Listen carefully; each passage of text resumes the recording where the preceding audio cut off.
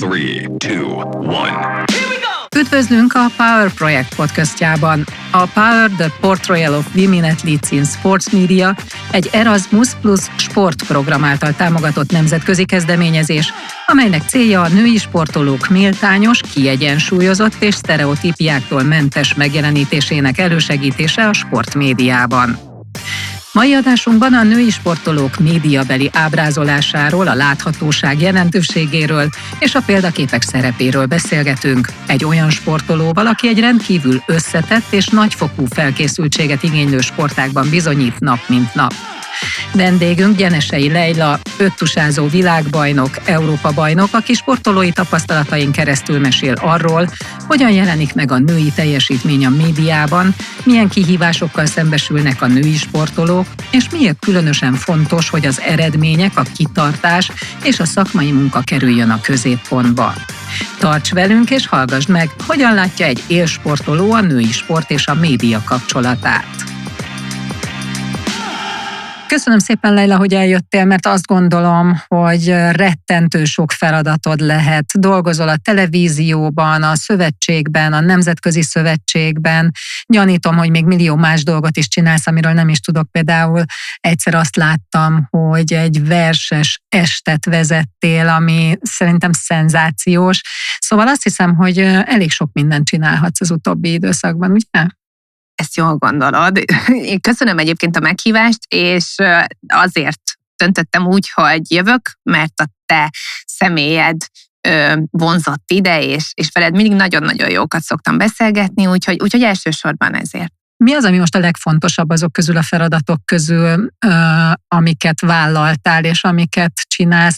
Nem is így gondolom, hogy legfontosabb, hanem ami mondjuk a leginkább szívügyed, és akkor itt most a sorrendet persze erősen idézőjelbe tesszük, jó? Tudom, hogy nem erre vagy a leginkább kíváncsi, de én elsősorban mindig anyukaként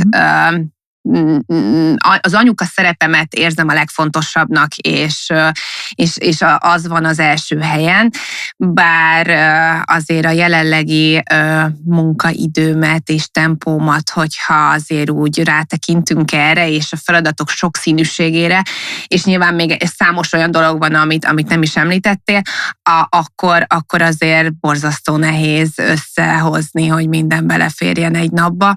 Sőt, igazából lehetetlen, és mindig azt érzem, hogy futok magam után, mert akár egy adásra is lehetne többet készülni, akár egy board meetingre lehetne többet készülni.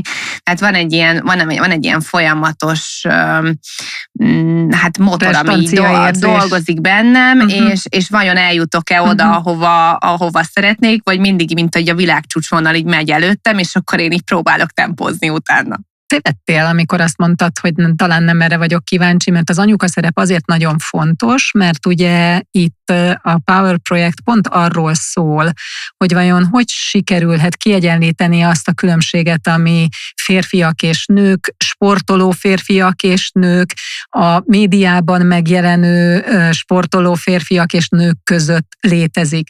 Most te miután műsorvezetőként a médiában dolgozol, a Nemzetközi Szövetségben a médiáért vagy felelős az elnökségben, a Nemzetközi Öttusa Szövetségben egészen Los Angelesig, ami azért különleges feladat szerintem, mert hogy Amerikában különösképpen figyelnek arra, hogy a média megjelenés és az egyenlőség meglegyen, és akkor eközben édesanya vagy, eközben nőként próbálsz érvényesülni azokon a területeken, ahol sokáig nem nagyon adtak lehetőséget a nőknek, és nagyon lassan indult ez be. Szóval, hogy nagyon is érdekel, hogy miközben mindent megtestesítesz, amit egy nő megtestesíthet, mennyi harcod van eközben? Nagyon jó, tényleg ezért jöttem, hogy ilyeneket mondj nekem. Figyelj, nagyon jól hangzik ez, de ez óriási nagy belső vívódás minden egyes pillanatban. Honnan veszem el az időt, mire fókuszálok rá, mire mondok igent, mire nemet, hogy fogalmazom meg azokat a nemeket, amiket nagyon nehezen mond ki az ember, de muszáj nemet mondani olyan dolgokra, amivel vagy nem tudok azonosulni, vagy vagy egyszerűen nem fér bele az időbe, és az sem működhet, hogy túlvállalom magamat. Ez komoly belső vívódás, és hát tehát az ilyen nagyon hétköznapi dolgok is, hogy otthon rendben legyenek a dolgok, és legyen mit ennünk, finomat ennünk, jó dolgokat végezni a szabadidőnkben, tehát azért ez nem egy gép vagyok, vagy nem gépek vagyunk. Biztos. És én biztos, és egyre inkább erre szeretnék törekedni egyébként, hogy odafigyeljek azokra a pillanatokra, ami nem munkával telik. Jó, és amikor mondjuk kivonod magad valamiből, mert édesanyja és háziasszony is vagy, nem csak tévésztár, akkor ehhez a szakma... gondolok így magamra. Akkor ehhez a szakma férfi műsorvezetői vagy tagjai hogy reagálnak? Mit látsz, és mit érzel az akárhányadik szenzoroddal? Egyáltalán nem foglalkozok azzal, hogy ki mit gondol a szakmában De nem is rólam. érzékeled? Nem érdekel, egyáltalán nem érdekel. Az érdekel, hogy azok az emberek, akik számomra fontosak, és olyan értékítélettel bírnak, ami számomra az etalon, hogy azok mit mondanak, az igenis érdekel. De az, hogy egy férfi vagy nő, vagy akár kicsoda mit gondol rólam is, mert ugyanabban a szakmában dolgozik, mint én, az engem egyáltalán nem érdekel. És amikor elkezdtél labdarúgással foglalkozni, és labdarúgásban műsorvezetőként dolgozni, akkor elfogadott a közönség, elfogadott a szakma, elfogadtak a kollégák teljesen? Külön választanám a labdarúgást, amit mi hívunk labdarúgásnak, és az amerikai focit. És én ilyen örök optimistaként én most az amerikai fociról szeretnék inkább beszélni.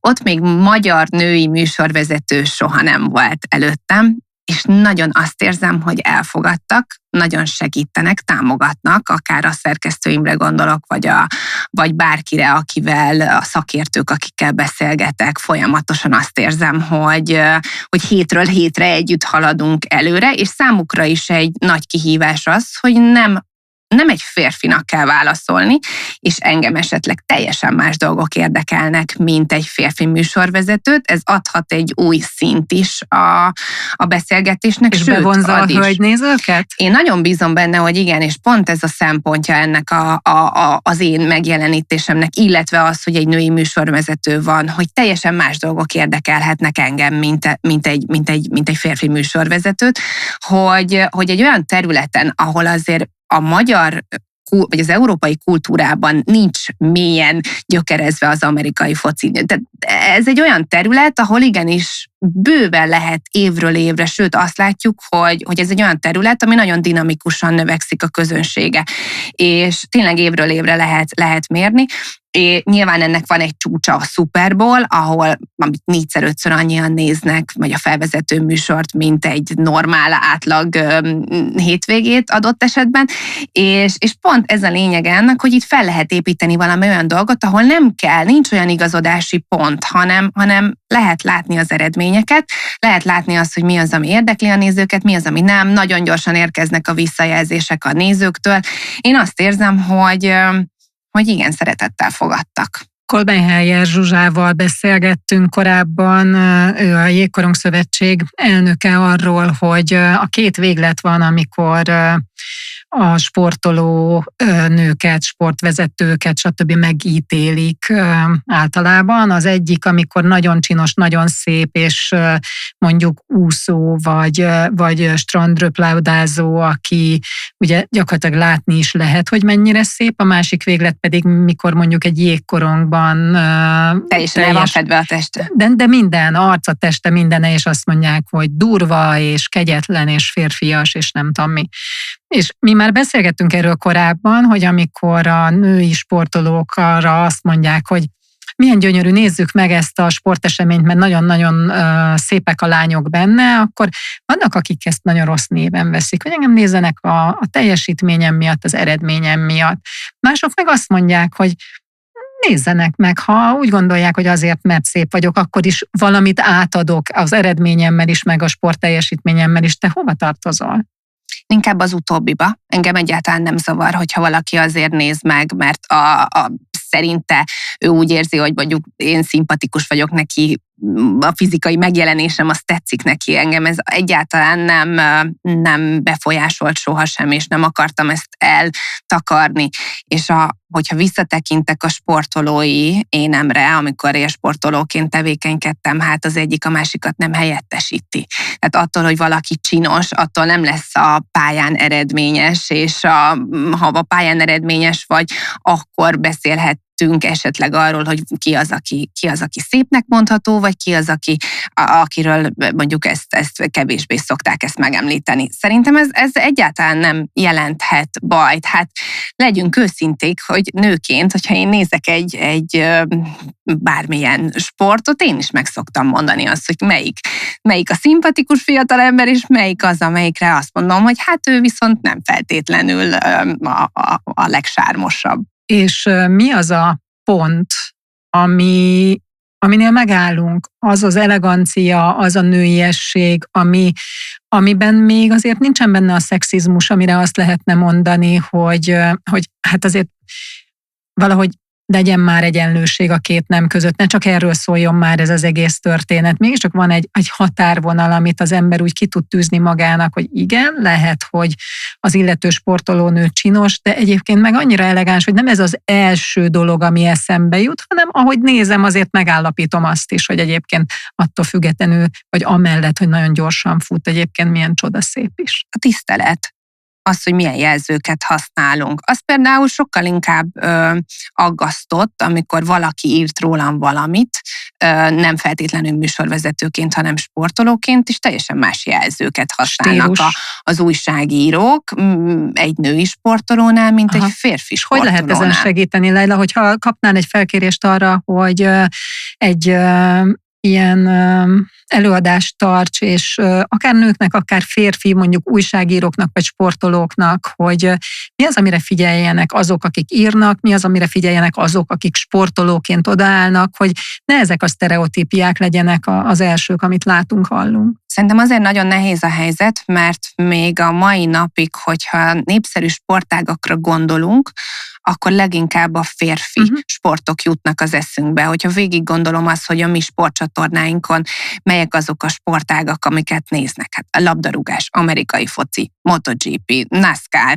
Egyedül a tenisz az, ahol megjelennek a lányok is. Ez egy régi küzdelem. És ez egy óriási küzdelem, ez egy hosszantartó küzdelem, és vannak olyan sportágak, ahol nem adottak, vagy úgy néz ki, mintha hiába telnének el évek, és hiába mennénk az emancipáció felé, és az egyenlőség felé, egyszerűen nincs előrelépés. Viszont vannak olyan sportágak, ahol meg egyértelmű az, hogy az öttusában én azt érzem, hogy ott nincsen különbség a férfiak és a nők között, holott azért a férfiaknak volt egy 88 évnyi előnye az olimpiák tekintetében, amíg csak férfi versenyek voltak, és aztán utána most már ugye 2000 óta vannak női versenyek is. A mai nap én nem érzem azt, hogy lenne különbség egy magyar női öttusázó és egy férfi öttusázó között. De talán amikor én voltam aktív, akkor még azért ez nem teljesen volt így. Hogyha azt nézzük, hogy a sportoló nők médiában való reprezentáltsága milyen, én azt mondom, hogy egy 10-15 évvel ezelőtt elképesztő adatok voltak ezzel kapcsolatban, és nagyon kétségbeejtőek, nagyon kevés volt a női sportolók megjelenítése. Te, aki a Nemzetközi Szövetség elnökségébe bekerültél, és a feladatod a média területén való munkálkodás egészen a Los Angeles-i olimpiáig.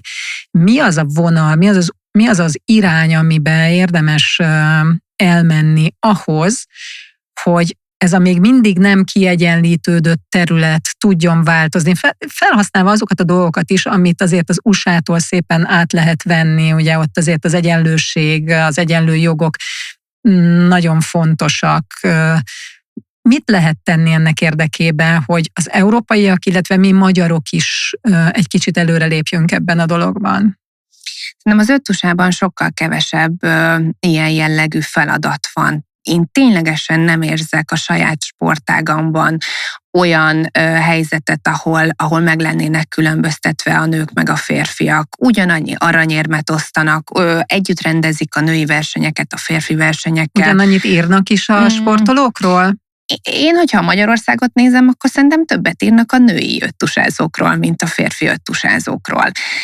Én itt nem érzek, én globálisan látok, és más sportágakban látok inkább sokkal nagyobb előrelépési lehetőséget. Amit említettem, hogy nem, tehát vannak országok, ahol a női labdarúgás fejlődik, és egyre népszerűbb. De Magyarországon én nem érzem az áttörést. És mit tanácsolnál ezeknek a sportágaknak? Hogy lehetne egy kicsit előrelépni ezen a területen? Mik lehetnek ezek a megoldások?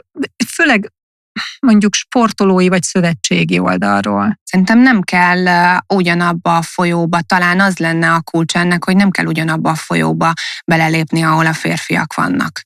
Nem lehet összehasonlítani a női számot a férfi számmal, nem is feladat ez. Nem kell összemérni a tudásunkat, hogy ki ugrik magasabbra, vagy ki a gyorsabb.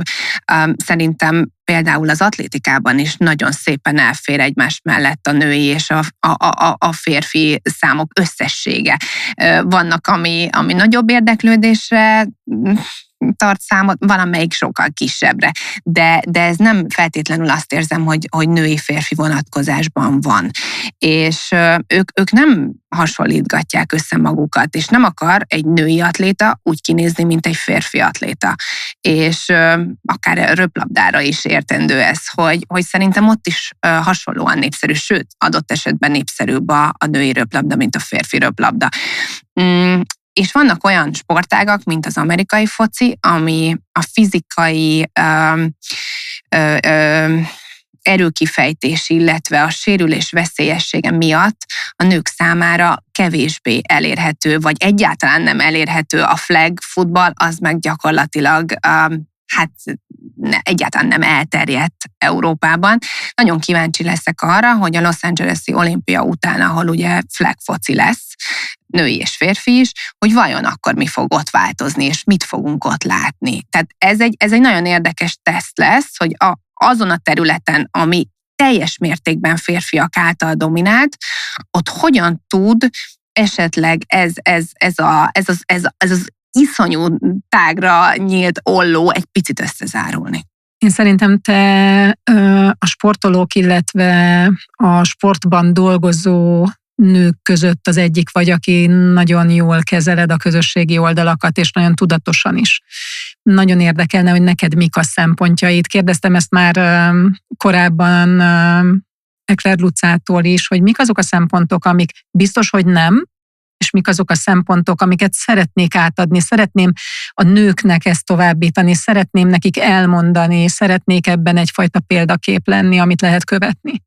Szerintem ez a példaképnek lenni, én nem feltétlenül, tehát én soha nem célzom meg, hogy én valamiben példakép vagyok, vagy lehetek, vagy ez egyáltalán nem mozgat engem. Sokkal több mindent tudnék megosztani, hogyha több időm lenne erre. Hogy mit szeretnék mutatni, mindenféleképpen azt szeretném mutatni, hogy felelősség az, ahogy létezünk ezen a földön, és felelősséggel tartozunk a környezetünkért, a munkánkban felelősek vagyunk azért, hogy mit közvetítünk, a családunkban felelősek vagyunk, tehát ezt a fajta felelősségérzetet, ezt remélem, hogy ezt át tudom adni a saját oldalaimon, és a másik, amit nagyon fontosnak érzek így egyre inkább, az a belső munka, amit nem kifelé mutatunk meg, és ez a fajta belső munka, ez ellentétes azzal, hogy mennyit osztasz meg magadból, és mennyit teszel közzé, vagy egyáltalán mit teszel közzé. Amit én kiteszek, azzal pedig maximálisan tudjak azonosulni, és teljesen őszinte legyen. De van egy vonal azért, ami alá semmiképpen sem szeretnék menni. Mennyi idős most a kislányod? 8,5 éves. Őt elkezdted már tanítgatni arra, hogy a közösségi médiában mi a vörös vonal, és mi az, ami a cél lehet? Nálunk most a vörös vonal az, hogy nincs telefon. Nem találkozik a közösségi médiával. Úgy tulajdonképpen tud róla, hogy létezik, meg tudja azt, hogy ha én valamit kiteszek, akkor nagyjából, hogy az miről szól, de nagyon-nagyon-nagyon minimálisra csökkentettük a laptop, a táblagépek és a telefon használatát, és tévénézés is csak hétvégente van, és ott is a hosszabb ilyen családi filmeket engedélyezem neki, mert egyértelműen azt gondolom, hogy a gyerekeknek az idegrendszere az egyáltalán nincs kész arra, hogy befogadja ezeket a tartalmakat, és főleg ez az on-demand nézés, ez teljesen káros, és ez szerintem nincs ember, még felnőtt idegrendszerrel sem, akire ez jó hatással lenne, mert az, hogy 2 másodpercenként, 5 másodpercenként váltok videókat, az semmiképpen sem tesz jót. Én magamra mindenképpen ezt kimerem mondani, hogy ez rossz hatással van. Szerintem tudom a választ a kérdésre, de azért mégiscsak megkérdezem, hogy ha újra születnél, férfiként vagy nőként szeretnél újra születni? Ezen szoktam gondolkodni, és én nagyon szeretem a nőiességemet, de mégis azt gondolom, hogy könnyebb férfinak lenni a mai világban. Köszönöm szépen! Köszönjük, hogy velünk tartottál ebben az epizódban, és köszönjük Gyenesei Leilának, hogy megosztotta velünk gondolatait és személyes tapasztalatait a női sportolók médiabeli megjelenéséről.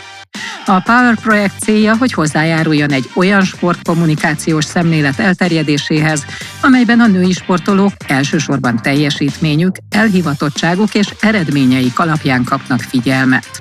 Ha szeretnél többet megtudni a projektről, a kapcsolódó kutatásokról és ajánlásokról, látogass el a projekt-power.eu oldalra. Ne feledd, a sport sokszínűsége és értéke a hiteles történetekben és az egyenlő figyelemben rejlik. Viszontlátásra!